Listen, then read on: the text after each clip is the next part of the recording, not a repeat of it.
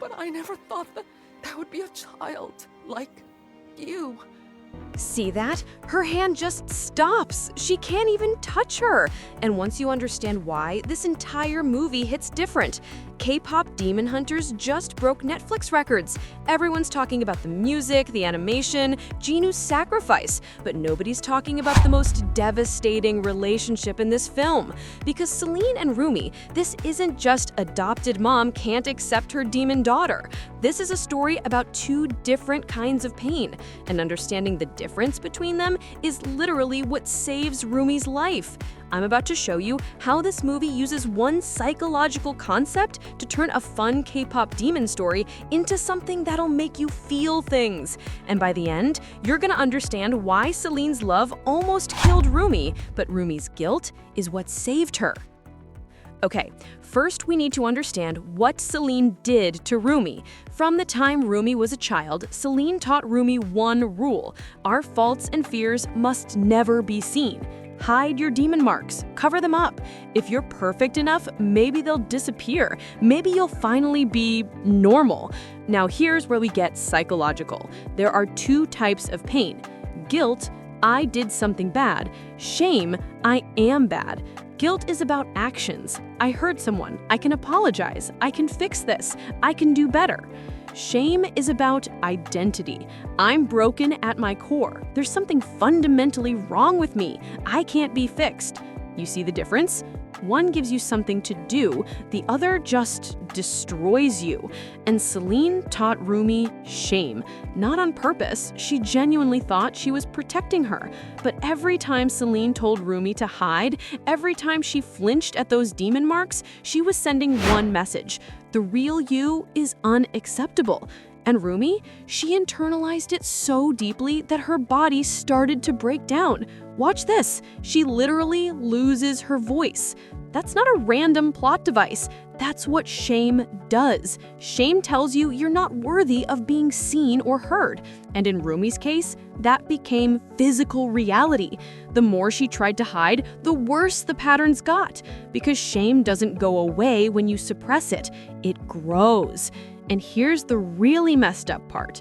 Celine's method, it's the same one the Demon King Guima uses. Guima controls demons by weaponizing their shame. He keeps them bound by making them believe they're irredeemable. Both of them trap people the same way. You are the problem. You can't be fixed. Shame as a prison. But here's where the movie gets genius. Because Rumi doesn't break free from shame by just accepting herself. She breaks free because of something else entirely. Something that hurts even more at first, but ends up saving her. Okay, so Rumi's been living in shame her entire life, hiding, covering up, believing she's fundamentally wrong. Then she meets Jinu. And he does something that changes everything. He names it. He tells her, what you're feeling, that's shame. It's not you. It's something being done to you. For the first time, Rumi can see shame as separate from herself. Not, I am bad, but I've been told I'm bad. That's the first crack in the foundation. But the real pivot? It happens when Rumi decides to hide her truth from Mira and Zoe. Her secret gets exposed. The world sees her demon marks, and Mira and Zoe? They're not disgusted. They're hurt. Listen to what they say. They're not upset that she's part demon. They're devastated that she didn't trust them, that she carried this alone for years. And this is where everything changes. Because suddenly, Rumi's problem isn't, I am a monster. It's, I hurt the people I love. Shame says, you're unfixable. Hide forever. Guilt says, you did damage, go fix it. One traps you, the other moves you. And Rumi, for the first time in her life, she doesn't want to hide. She wants to repair. That's the pivot, from paralysis to action. So now we come back to that scene. After everything falls apart, Rumi goes to Celine, and she asks her adoptive mother to end her life. Now, most people think this is Rumi drowning in shame. I'm a monster, I should die. But look closer. She's not saying, I am defective. She's saying, I've ruined everything. I've destroyed the Hanmoon. I've hurt my friends. I deserve punishment. That's guilt. Extreme, overwhelming guilt, but it's different. Because guilt is about what you did.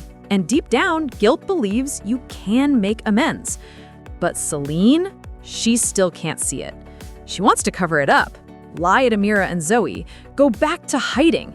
And that's when Rumi explodes. She rejects the shame playbook completely. No more hiding, no more lies. She demands to be seen. This is what I am. Look at me. Why couldn't you love me? All of me. And Celine has no answer. She still can't touch her because Celine is still trapped in shame. She loves Rumi, but only the parts she can accept. And that's not enough.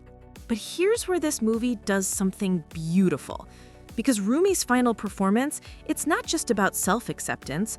Watch what she does. She steps into the spotlight, she lets her patterns glow, and she sings, "This is what I am. My scars are part of me, darkness and harmony." That's rejecting shame. That's saying, I refuse to hide who I am anymore. But simultaneously, her song breaks the spell on her friends. It brings them back to her. She's apologizing without words. She's saying, I'm sorry I hid. I'm sorry I didn't trust you. This is me, all of me. And they choose her immediately. Do you see what just happened? In one performance, she solved both problems. She rejected the shame that said you're unlovable, and she resolved the guilt that said you hurt someone. By doing the one thing shame said she couldn't, being vulnerable, being seen. And the new barrier? It's not gold, it's not perfect, it's blue, it's different, but it's stronger because it was built on truth. Look, this is a movie about stars fighting demons, but it's really about something way more universal. How many of us were taught that parts of ourselves are wrong, shameful, something to hide? Shame tells you if they see the real you, they'll leave, so you hide. And hiding makes you smaller, quieter, until you're barely there at all. But guilt says, I hurt someone I love. I need to fix this.